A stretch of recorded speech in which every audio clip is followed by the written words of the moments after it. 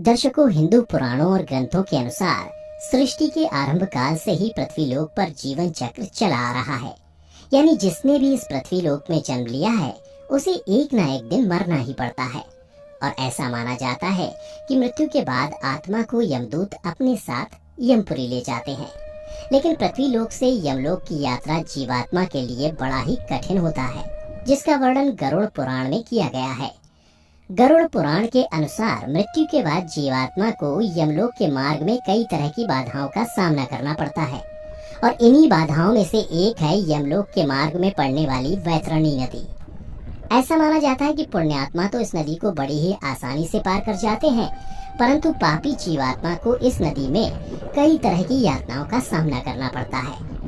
आज के इस वीडियो में मैं आपको बताऊंगा कि वैतरणी नदी कैसी है और पापी आत्माओं को यहाँ किस प्रकार की यातनाओं से होकर गुजरना पड़ता है। पुराण के धर्मकांड के प्रेतकल्प अध्याय के अनुसार एक दिन पक्षी श्रेष्ठ गरुड़ भगवान श्री कृष्ण से पूछते हैं कि हे प्रभु, मृत्युलोक और यमलोक के बीच जो वैतरणी नदी स्थित है उससे जीवात्मा का क्या संबंध है और उन्हें इस नदी में किस तरह की सजा भुगतनी पड़ती है और पापी आत्मा इससे कैसे पार करते हैं।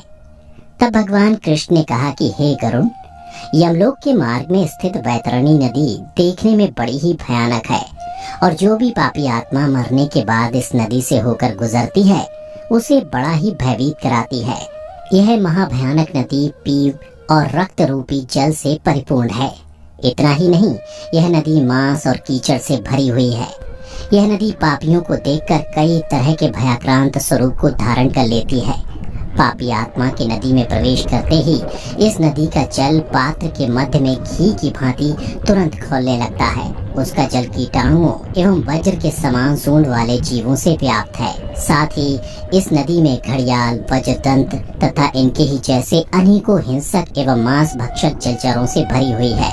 और नदी में जैसे ही पापी आत्मा का प्रवेश होता है वह 12 सूर्य की गर्मी के समतुल्य तपने लगती है। उससे उस महाताप में पापी चिल्लाते हुए करुण विलाप करने लगते हैं।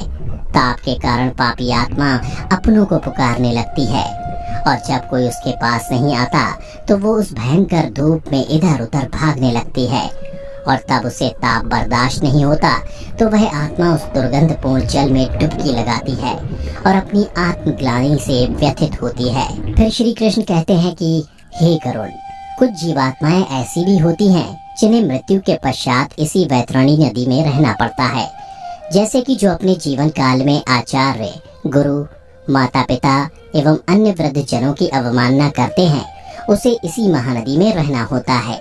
तो मनुष्यों को चाहिए कि वह अपने जीवन काल में अधिक से अधिक धर्म का संग्रह करे, जिससे कि उसे मृत्यु के बाद किसी तरह का कष्ट न झेलना पड़े। तो दर्शकों,